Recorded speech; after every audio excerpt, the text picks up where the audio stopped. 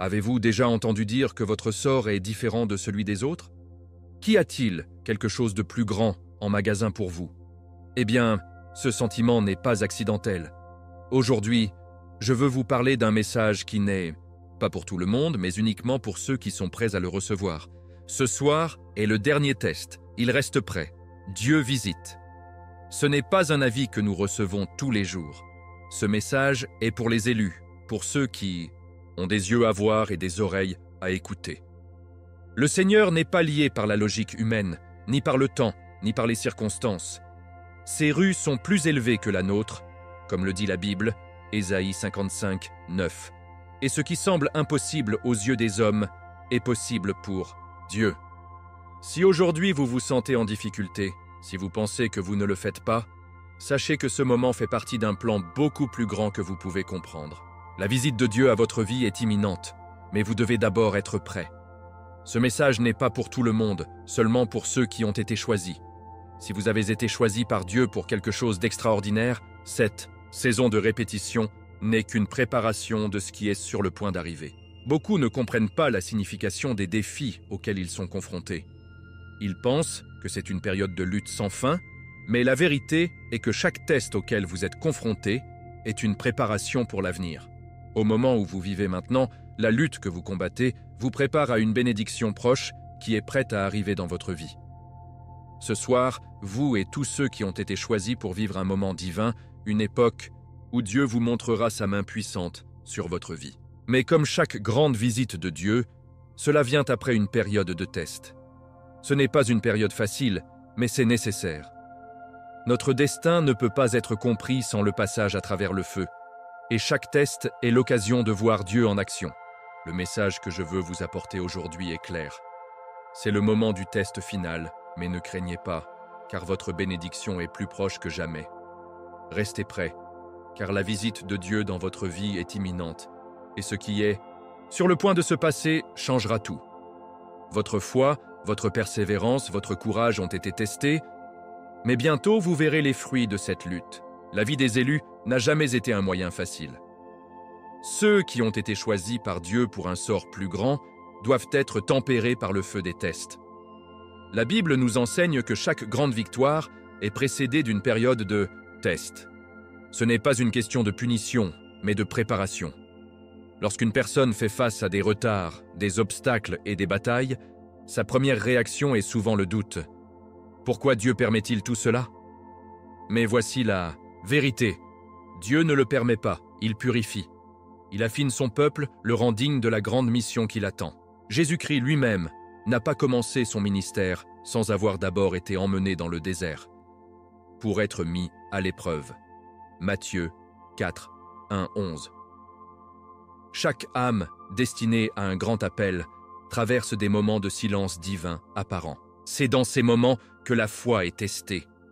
Ceux qui continuent de croire, ceux qui continuent de se battre, ceux qui n'abandonnent pas, montrent qu'ils sont prêts à recevoir la faveur de Dieu. La Bible nous montre des exemples d'hommes qui, en raison de leur incrédulité, ont dû attendre beaucoup plus longtemps pour conclure leurs promesses. Les Israélites, par exemple, auraient dû atteindre la terre promise dans quelques jours, mais leur manque de foi les a fait errer dans le désert pendant 40 ans. Nombre 14, 33, 34. Combien de bénédictions ont eu lieu parce que les géants n'étaient pas prêts à les recevoir? Le test n'est jamais agréable. Souvent, il se manifeste sous forme de difficultés économiques, de trahison, de portes fermées, de solitude. On pourrait penser, si Dieu m'a choisi, pourquoi le permette-t-il que tout cela se passe? Mais la vérité est que le choix lui-même implique le test. Ceux qui ont été choisis par Dieu doivent être formés de douleur, de sorte que son personnage est prêt à soutenir la gloire qui l'attend. C'est comme un athlète qui se prépare à une grande compétition. Personne ne remporte la victoire sans d'abord faire face à l'entraînement difficile. Voici la question que chaque élu doit se poser. Je suis confronté à ce test avec la foi, ou suis-je permettre au doute de prendre le relais? N'oubliez pas que votre réaction déterminera votre résultat. Qui se plaint, qui murmure, ceux qui tombent dans le piège de la méfiance déplacent leur bénédiction. Mais ceux qui restent fermes, ceux qui prient, ceux qui se confient complètement, Dieu accélèrent le processus et abordent leur destin divin. Dieu n'autorise pas l'épreuve pour vous détruire, mais pour vous construire. Le feu qui brûle l'or ne le détruit pas, le purifie. Et vous, comme l'or, traversez un processus de raffinage. Ne perdez pas la foi, car votre sort est plus proche que vous ne l'imaginez. Dans la Bible, chaque homme et chaque femme destinés à une grande mission ont passé des tests durs avant de recevoir leur promotion divine. Dieu ne confie pas les affectations importantes à ceux qui n'ont pas été forgés en premier dans le feu de la difficulté. C'est une loi spirituelle. La préparation précède la bénédiction.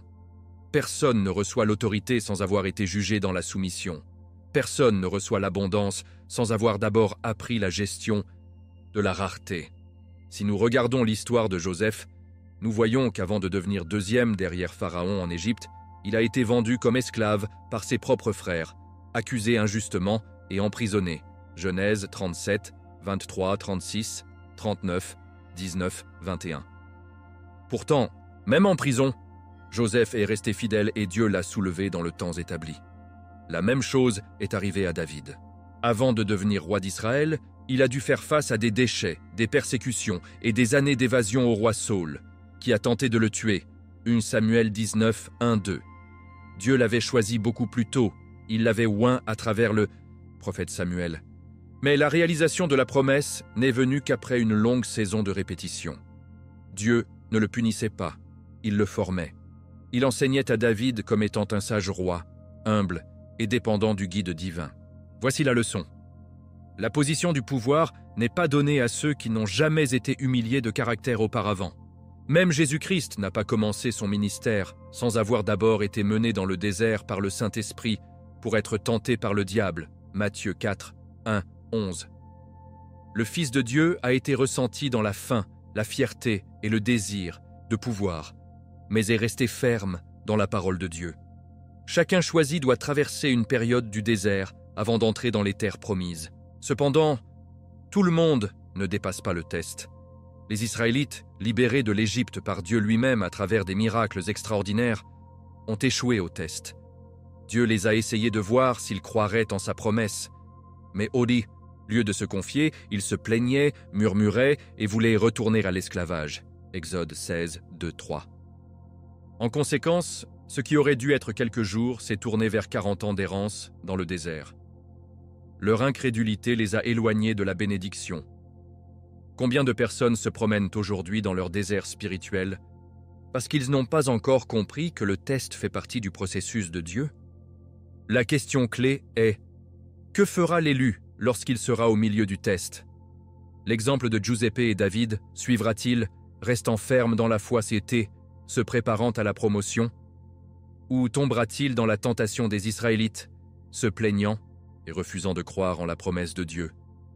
Le choix est toujours le nôtre. Mais une chose est certaine, quiconque reste ferme dans le test verra la gloire de Dieu dans sa vie. De nombreux croyants ne se rendent pas compte que leur test le plus difficile arrive avant leur plus grande bénédiction. Le test final ne vient pas avec un avertissement écrit du ciel. Il n'y a pas de voix audible qui dit « Attention, vous êtes sur le point d'être testé ». Non, souvent le dernier test apparaît comme un événement ordinaire, un obstacle qui semble aléatoire, ou une difficulté qui ne semble pas avoir une signification profonde. Et c'est ici que beaucoup échouent, parce qu'ils ne reconnaissent pas le moment crucial dans lequel ils doivent démontrer leur foi. Dieu a un plan parfait, mais avant de vous élever, il veut savoir si vous êtes prêt à gérer la bénédiction. Trop de personnes reçoivent une bénédiction à l'avance et finissent par la perdre parce que leur personnage n'avait pas encore été affiné. C'est pourquoi Dieu permet un test final, pour voir si vous êtes vraiment prêt. Et ce test peut se manifester de différentes manières. Cela peut être une période de tentation, un retard, une trahison, une difficulté financière, une porte fermée ou même le silence de Dieu. 1. La tentation. Allez-vous céder ou rester ferme? Le dernier test se présente souvent sous la forme d'une forte tentation. L'ennemi sait que vous êtes proche de votre victoire et essaiera de vous laisser tomber, vous offrant des raccourcis et des compromis qui semblent avantageux, mais qu'en réalité ils éloignent la bénédiction de Dieu. Après 40 jours de jeûne, lorsque Jésus était physiquement faible, Satan lui a offert le pouvoir, la gloire et la satisfaction immédiate, mais à un prix. La désobéissance à Dieu, Matthieu 4, 1, 11. Jésus a résisté citant la parole de Dieu et surmonte la preuve, et immédiatement après, son ministère a commencé avec le pouvoir.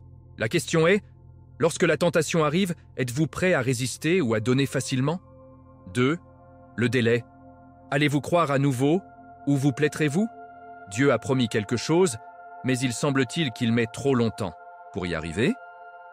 Le retard est l'un des tests les plus difficiles à surmonter, car il teste votre confiance dans le temps de Dieu. Combien d'entre nous seraient prêts à rester fidèles pendant si longtemps? Certains, en tant que Sarah, essaient de forcer la promesse à la recherche de solutions humaines, mais cela crée souvent plus de problèmes que d'avantages. Si Dieu vous a fait une promesse, le retard ne signifie pas la négation. Cela signifie la préparation. 3. La trahison. Allez-vous vous empoisonner ou vous pardonner? Plusieurs fois, le test final passe par quelqu'un de près. Ceux qui vous trahissent, vous déçoivent ou vous blessent profondément peuvent être, sans le savoir, une partie du plan de Dieu pour purifier votre cœur. Giuseppe a été trahi par ses frères et vendu comme esclave. S'il s'était laissé consommer par la haine, il ne serait jamais devenu gouverneur de l'Égypte. Genèse 50, 20. Dieu permet à la trahison de voir si vous choisissez l'amour ou la rancune. Et la question est, comment réagissez-vous quand quelqu'un vous fait du mal? Le pardon ne signifie pas oublier, mais cela signifie refuser de laisser l'amertume voler votre bénédiction. 4.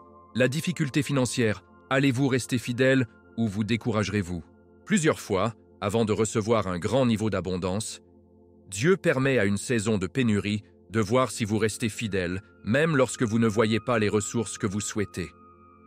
Le prophète Élia a été nourri par corvée, puis envoyé par une veuve qui n'avait qu'un coup de poing de farine et d'huile. 1 Roi 17, 8, 16. Imaginez si Élia avait dit « Dieu, mais je veux plus, pourquoi m'envoyez-vous dans un lieu de besoin ?» Pourtant, la loyauté dans peu conduit à l'abondance beaucoup. Si vous n'êtes pas fidèle dans les difficultés, comment pouvez-vous gérer la richesse sur laquelle Dieu veut compter? 5. Le silence de Dieu. Allez-vous continuer à le chercher ou abandonnerez-vous?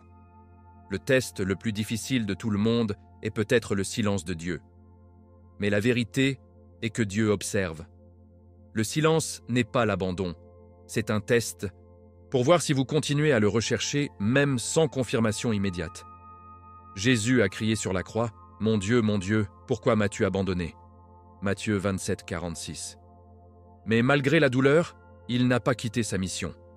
Et à la fin, la résurrection est venue, si, les portes fermées. Allez-vous essayer de forcer ou d'attendre le temps de Dieu? Avez-vous déjà essayé d'entrer dans une porte et trouver uniquement de résistance? Parfois, une porte fermée n'est pas l'ennemi, c'est Dieu qui protège votre destin.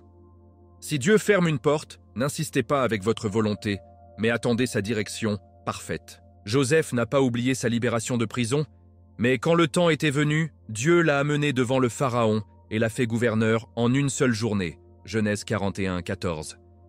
Une porte fermée aujourd'hui peut signifier une promotion soudaine demain. Reconnaissez le test et passez-le avec la foi. La question la plus importante est la suivante. Reconnaîtrez-vous votre test à son arrivée? Parce que votre réaction déterminera si vous entrez votre bénédiction ou si vous devez attendre à nouveau. Si vous êtes en difficulté maintenant, cela ne signifie pas que Dieu vous a abandonné, mais que vous êtes proche de quelque chose de grand. Ne tombez pas dans la plainte de la plainte. Ne prenez pas de raccourcis et ne laissez pas la peur de s'arrêter. Si vous surmontez le test, vous verrez la gloire de Dieu dans votre vie. Surmontez le test final si vous avez reconnu que vous passez par un test. Maintenant, la partie la plus importante arrive. Comment la surmonter sans échouer? Beaucoup arrivent à ce stade, mais au lieu de résister, ils s'effondrent sous la pression. La victoire est proche, mais seuls ceux qui, gardant la foi et suivent les principes de Dieu, peuvent passer le test et recevoir la bénédiction promise.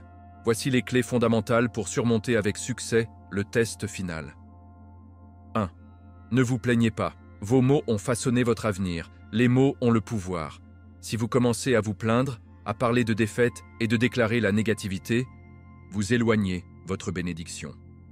Les Israélites ont erré dans le désert pendant 40 ans parce qu'ils se plaignaient continuellement. Nombre 14, 26, 30. Chaque lamentation est une déclaration de méfiance envers Dieu. Votre langue peut accélérer le processus ou la retarder. Ce que vous proclamez avec la foi devient votre réalité. 2. Mais soyez prudent. Un itinéraire de production facile aujourd'hui peut vous coûter cher demain. Abraham a reçu la promesse d'un fils, mais lorsque la réponse a semblé retardée, il a décidé de prendre un raccourci avec de l'Agar et Ismaël est né. Qui compromettent ont généré des conflits pendant des générations. Genèse 16, 1, 4. Si Dieu vous a donné une promesse, n'accélérez pas le processus avec votre force, mais attendez sa volonté parfaite. 3. Vous restez également fidèle dans le silence de Dieu. L'un des tests les plus difficiles est le silence divin. Lorsque vous n'entendez pas la voix de Dieu, que faites-vous? Abandonnez-vous ou continuez-vous à croire? Joseph a passé des années en prison sans un mot de Dieu, mais est resté fidèle. Et quand le bon moment est venu, il a été soulevé en une seule journée. Genèse 41, 14. Si Dieu est silencieux, cela signifie qu'il observe comment vous réagirez. Serez-vous fidèle même sans réponse immédiate? Cela détermine qui est prêt à la promotion et qui devra répéter le test. 4. Protégez votre cœur et vos paroles. Le cœur est le siège de la foi. Si vous autorisez la peur, la rancune ou l'incrédus d'entrer, ces sentiments contacteront votre âme. Les Israélites ne sont pas entrés dans la terre promise parce que leur cœur était plein de doutes et de peur. Ne répétez pas leur erreur. Protégez votre foi avec la prière et la parole de Dieu. 5. N'abandonnez pas trop tôt. Votre bénédiction est plus proche que vous ne pensez que beaucoup abandonnent une étape avant le miracle. Si je pouvais voir avec les yeux spirituels, vous comprendrez que la bénédiction est au coin de la rue. Mais Satan veut que vous soyez doux avant de le recevoir. Pensez à Pietro. Il a marché sur l'eau, mais quand il a regardé le vent, il a commencé à couler. Matthieu 14, 30. Ne laissez pas le vent des circonstances vous faire douter. Gardez votre regard sur Jésus-Christ et continuez à marcher avec la foi. La victoire est proche, gardez la foi. Dieu a déjà décrété votre victoire, mais vous devez être prête à la recevoir. Ne vous laissez pas réduire par le test, car chaque grande bénédiction est précédée d'une grande bataille. Si vous résistez, si vous restez ferme dans la foi, si vous évitez les raccourcis et protégez votre cœur, votre promotion sera inévitable. Il n'est plus temps de douter. Il est temps de croire, de résister et de surmonter le test avec Victoria. Nous arrivons à la conclusion de cette réflexion et je veux que vous compreniez une vérité profonde et puissante. Votre victoire est vraiment proche. Si vous passez par un test, si vous vous sentez dépassé, si vous pensez que vous avez atteint la limite de votre force, sachez qu'en ce moment, vous êtes plus proche que vous ne le pensez à votre bénédiction finale. Ne laissez pas la pression vous faire croire que votre histoire se termine par mal. La pression que vous ressentez n'est pas un signe de défaite, mais de préparation. Chaque grande bénédiction divine est précédée d'une grande bataille. Dieu ne vous permet pas de faire face à une preuve qui n'est pas proportionnée à la taille du plan qu'il a pour vous. En d'autres termes, plus la bénédiction est grande, plus la préparation nécessaire est grande. Les difficultés auxquelles vous êtes confrontés ne sont pas une erreur de destin, mais une partie de la conception divine. Chaque instant d'effort, chaque étape à travers la vallée du test, affine votre caractère et prépare le grand changement que Dieu vous réserve. Pensez à la façon dont chaque grande figure biblique a dû passer des tests extrêmes avant de recevoir une promotion divine. Giuseppe, vendu comme esclave de ses propres frères, injustement emprisonné, mais finalement en tant que deuxième commandant en Égypte pour sauver une nation. David, qui avant de devenir king a dû fuir pendant des années et endurer les trahisons et les persécutions. Et Jésus-Christ lui-même qui a été mis à l'épreuve dans le désert avant de commencer sa mission de sauvetage. Si ces personnes ont réussi à voir leur bénédiction après le long voyage du test, vous aussi pouvez le faire. La clé pour surmonter chaque instant de difficulté est de se rappeler que la victoire est plus proche que vous ne l'imaginez. C'est dans les moments les plus sombres que la lumière divine est prête à se manifester. Votre lutte actuelle n'est que la préconception de votre grande victoire future. Lorsque l'ennemi pense que vous êtes sur le point de tomber, c'est précisément là que Dieu prépare votre résurrection spirituelle, votre élévation et votre manifestation de bénédiction. Quand il semble que rien ne se passe comme il se doit, lorsque tout semble s'effondrer, c'est précisément dans les moments que votre foi doit rester immuable. N'oubliez pas que les bénédictions de Dieu ne sont jamais opportunes selon nos montres, mais elles sont toujours ponctuelles selon son plan parfait. Abraham a dû attendre 25 ans pour voir la promesse de Dieu de se réaliser lui-même, mais quand Isaac est finalement né, toutes les attentes ont été récompensées. La Bible nous rappelle « Dieu ne retarde pas la promesse, mais il a de la patience envers nous. » 2 Pierre 3, 9. Si Dieu vous a donné une promesse, il n'est jamais trop tard, il n'est jamais trop tôt. C'est exactement au bon moment qu'il se manifestera. Chaque difficulté que vous ressentez est une opportunité que Dieu vous donne pour vous renforcer. Et la question que je veux vous poser est « Comment réagirez-vous lorsque la réponse divine arrivera ?» Beaucoup ont combattu pendant des années, mais juste au moment où ils étaient sur le point de se rendre, ils ont vu leur prière perdue, leur bénédiction arrive soudainement.